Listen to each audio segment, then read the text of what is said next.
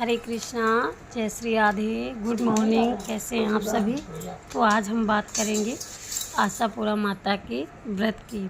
तो आज है ज्येष्ठ माह के कृष्ण पक्ष की द्वितीया तिथि, जिसमें आशा माई की पूजा की जाती है। वैसे ये बैसाख माह में होती है।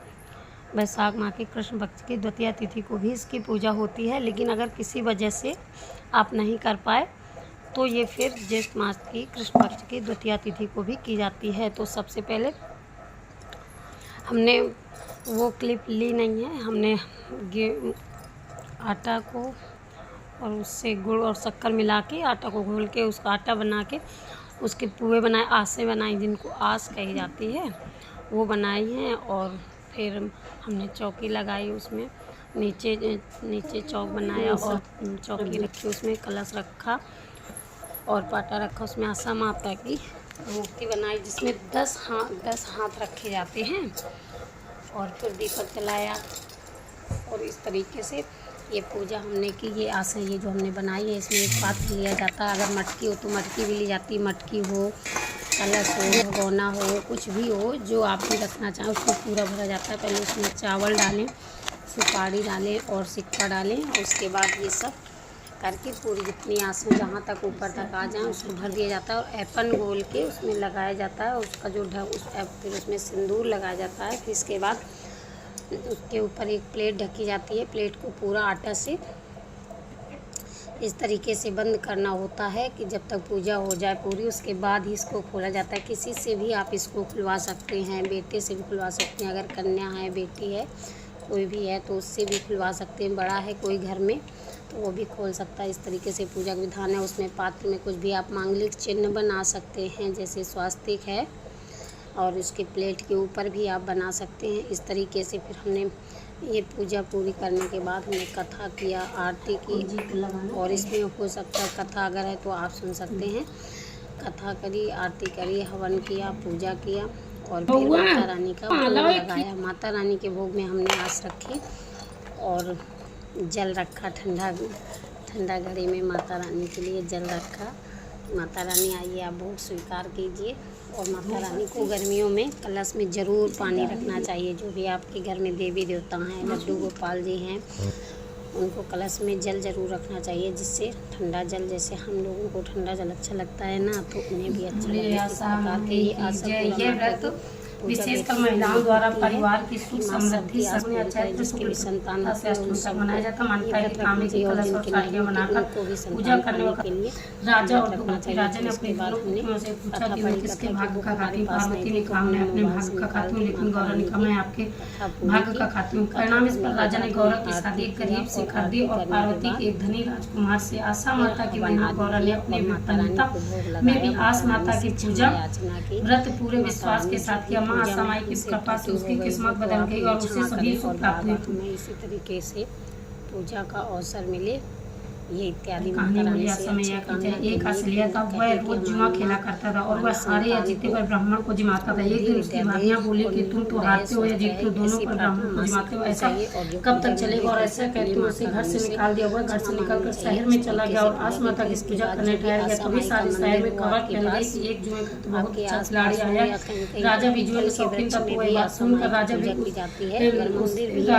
गया। राजा जुए में सारा राजपाट हार गया और उसने राज पर कब्जा कर लिया। अब वह राजा बन गया और राज करने लगा। भाभियों के घर में अन्न की कमी पड़ गई, इसलिए उसे ढूंढने निकल गए और सब शहर पहुंचे। वो गए वहां, उन्होंने सुना कि एक आदमी जुए में राजा से जीत गया है। तब वह उसे देखने के लिए गए। वहां उसकी माँ ने उसे कहा कि मेरा बेटा भी यहीं पर जुआ खेलता है, हमने उसको घर से निकाल दिया। तो वह बोला माता जी मैं ही तुम्हारा बेटा हूँ, तुम्हारी करनी तुम्हारे साथ, मेरी करनी मेरे साथ। उन लोगों ने अपने देश जाकर आशा माता की हर बार उन्हीं की पूजा की जाती है, तो उनको ले जाया जाता है वहाँ मंदिर में और से राज्य का राज करने लगा। ये आस माता जैसा असलिया राजा को राज पाती वैसा सबको देना। बोली आशा मैया की जय।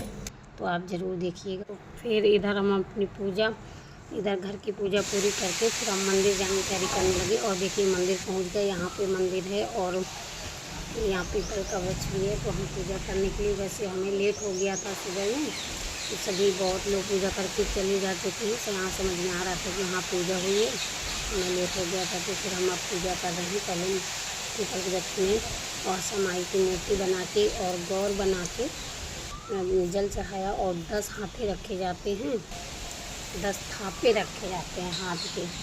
तो उनको रखा, इसके बाद उन्हें आइकन लगाया और उसका सिंदूर लगाया और दीपक जलाया। और जो हमने बताया था कि कौड़ी और पैसा का बहुत महत्व, उनको यहीं पर रख के चढ़ा दिया और जनेऊ चढ़ाया। और फिर इसके बाद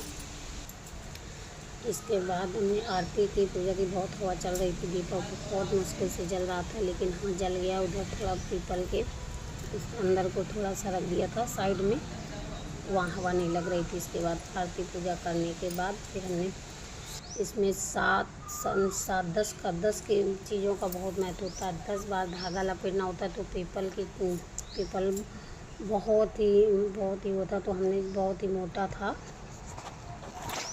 फिर इसके बाद 10 फेरे लगाए जाते हैं। पहले हमने 10 बार धागा को पीपल में लपेट दिया और अपनी कामना करके, और इसके बाद 10 फेरे लगाए जाते हैं। चना हो या जौ हो या गेहूँ, जिससे भी लगाए जाते हैं। सब जगह का अलग अलग रिवाज होता है, लेकिन हमारे यहाँ चने से लगाया जाता है। तो 10 बार परिक्रमा की जाती है। इस तरीके से हमने 10 बार पूरी की और 10 परिक्रमा करने के बाद फिर 10 बार भेंट की जाती है। तो वो भी कर लिया। इस तरीके से परिक्रमा पूरी हुई और कर लिया। इस प्रकार से पूजा हो गई हमारी। फिर पूजा करने के बाद हम घर को आ गए। यही आशा माई की पूजा का पूरा व्रत हमने इसलिए थोड़ा वीडियो बना लिया था, जिससे सारी जानकारी सबके पहुँचे। आपके यहाँ कैसी होती है कमेंट में ज़रूर बताइएगा। अगर वीडियो अच्छा लगे तो लाइक, कमेंट और नए हो तो चैनल को सब्सक्राइब जरूर कीजिएगा। जैसे हमसे पूजा बनती है, जैसे भी वीडियो बना पाते हैं, आप तक पहुँचाने की पूरी कोशिश रहती है। और माता रानी से क्षमा याचना की और उनके चरण स्पर्श किए, प्रणाम किया। इस प्रकार से हमारी पूजा पूरी हुई। आप लोग ज़रूर बताइएगा आपको वीडियो कैसा लगा, और अगर अच्छा लगे तो जय माता दी, कमेंट में जय माता दी ज़रूर लिखिएगा। जय श्री कृष्ण, जय श्री राधे। पूजा करके फिर हम घर को वापस आ गए। थोड़ा मंदिर दूर था, इसलिए गाड़ी से गए थे। अब आ गए हम घर। जय श्री कृष्ण, जय श्री राधे, जय माता दी, राधे राधे।